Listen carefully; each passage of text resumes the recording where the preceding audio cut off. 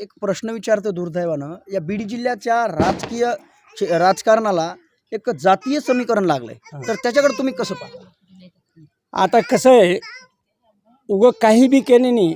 आता मी शेतकरी आहे आणि मला शेतीचा नाद आहे आणि मला दुसरं जर काही काम उमेदवारी दिली अच्छा, किंवा दिल्लीला मला घालवायचं म्हणलं, आता मी शेती मला आऊत हाणणारा माणूस आहे आणि त्याला दिल्लीला लावायचं म्हणलं, मी केंद्रामध्ये काय काम करणार आहे? बरोबर आहे. मला काय काम येणार आहे वरचं? म्हणजे शेतकरी पुत्र एकीकडे बजरंग बाप्पा आहेत, हां तर ते पण सांगतात की मी शेतकरी पुत्र आहे. हो, मग तसल्या माणसाला, आमच्यासारख्या माणसाला शेती करणाऱ्या वरी लावल्यावर काय देशाचं हे होणार आहे काम?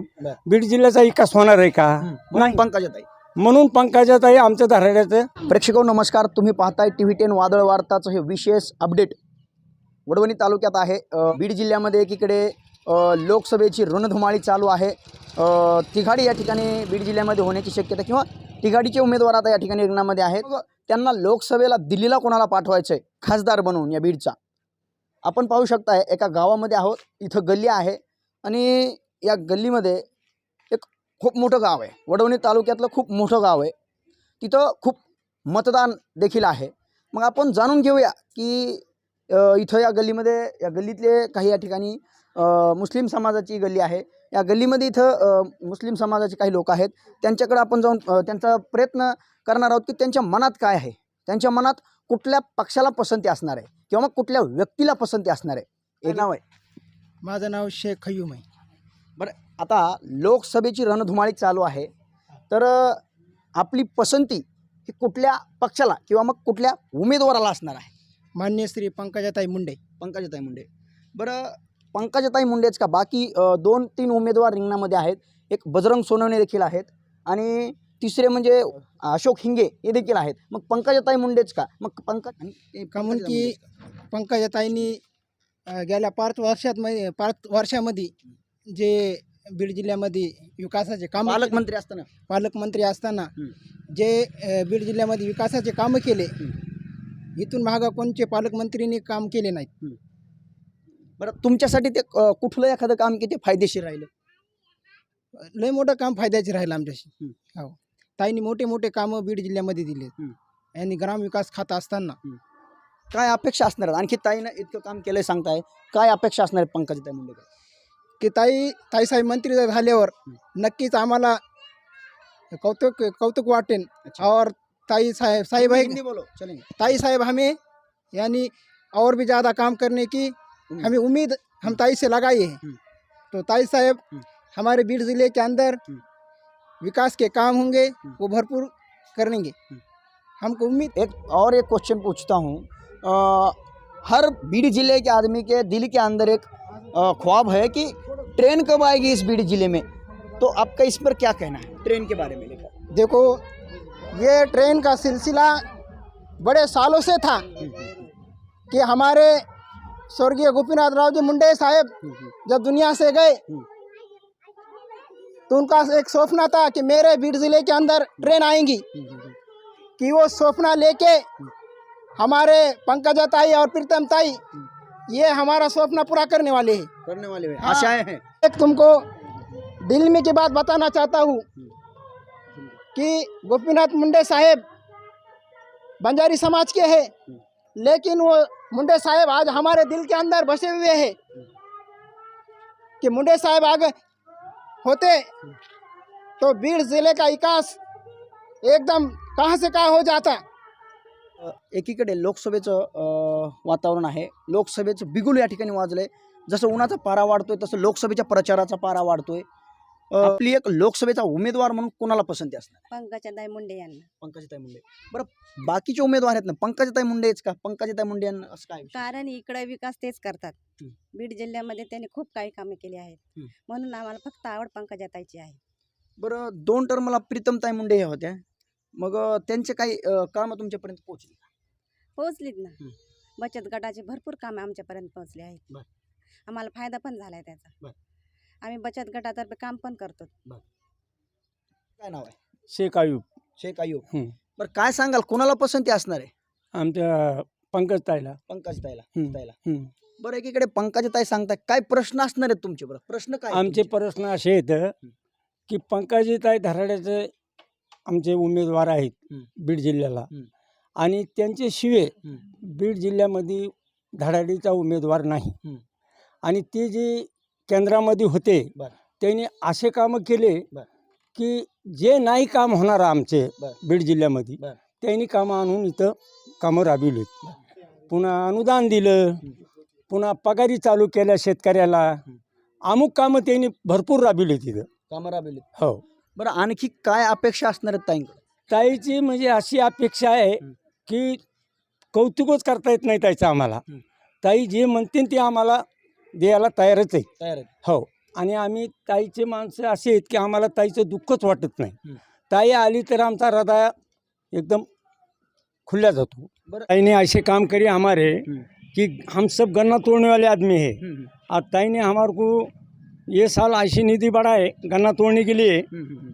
तो उन्होंने हम बहुत फ़ायदा करे, कितने भी कुटी से हमारे को अच्छा होया। अच्छा. हो. हं. तो उन्होंने सब भरवारी के काम करे। हमारे यहाँ बड़ा हॉस्पिटल है हं. और उसका भी उन्होंने काम चालू किए।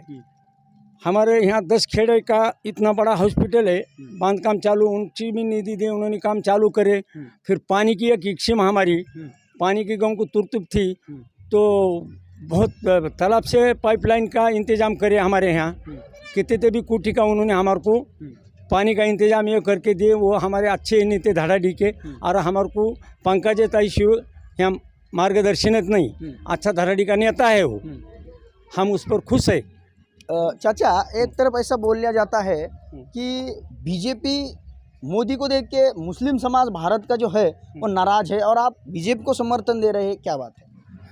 अभी ये कैसा है, मोदी सरकार ने थोड़ा कहीं कुछ तो भी बोले होंगे, और ये बीच में के भी लोग कुछ आफा उठाते। अच्छा. अभी वो आफा के लिए हमारे मुस्लिम के पेट में डर पैदा करे ये लोगों ने। अच्छा. कि तुम ना मोदी को तुमने निवड़ के दिए तो तुम्हारे को मोदी इसे लगाने वाला है पाकिस्तान को, ऐसा डर पैदा किए करके हमारे मुसलमान के लोग डर रहे।